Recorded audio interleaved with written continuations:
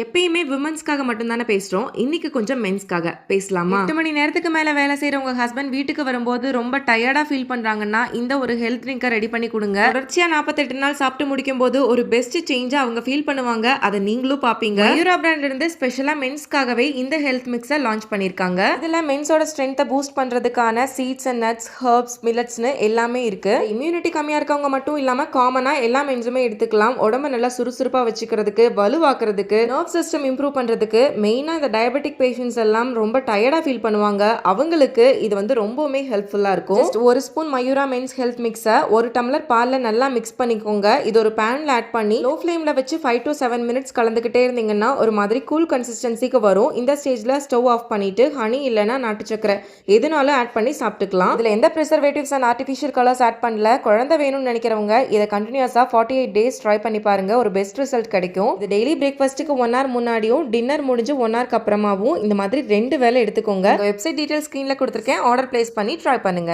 பாய்.